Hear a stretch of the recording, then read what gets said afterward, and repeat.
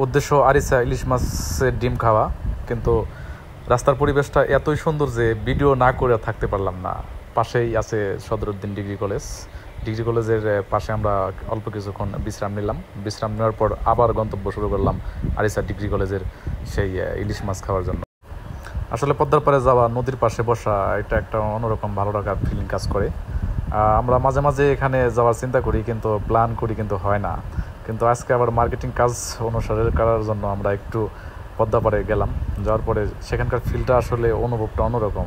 হালকা হালকা গুড়ি গুড়ি বৃষ্টি ছিল রাস্তার মধ্যে। ডাক বাংলা মোড় পার হওয়ার পরই সেখানকার স্কুল কলেজের ছেলেপেলেরা রাস্তা পার হচ্ছে।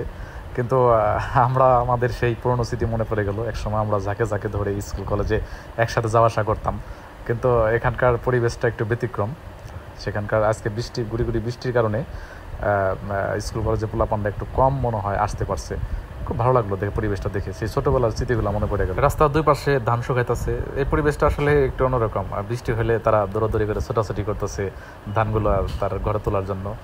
আর এত বিরক্ত লাগে দুই পাশের লেন, কিন্তু রাস্তার মাঝামাঝি দেখেন একটা মোটর সাইকেল, সে হুটহাট করে ঢোকা যেতেছে। এই জিনিসগুলো আসলে একটু ব্যতিক্রম। এগুলো মানে ট্রাফিক রুলস অনেকেই অনেক কিছু বোঝে না। যাই হোক, দিন শেষে আমরা এগুলো কিছু বলবো না। আমরা যাচ্ছি ইলিশ মাছ খাওয়ার জন্য, আনন্দ উপলব্ধি করার জন্য। ইলিশ মাছের ডিমটা আসলে অন্যরকম সুস্বাদু একটা মজার ডিম। সেই ডিমগুলো খাওয়ার জন্য আমরা অনেক দূর থেকে আর কি পদ্মার পাড়ে যাইতেছি। দেখা যাক, গন্তব্য আর আমাদের অনেক দূর। আসলে আরিসা আসলে রাস্তার প্রেমে পড়ে যেতে হয়।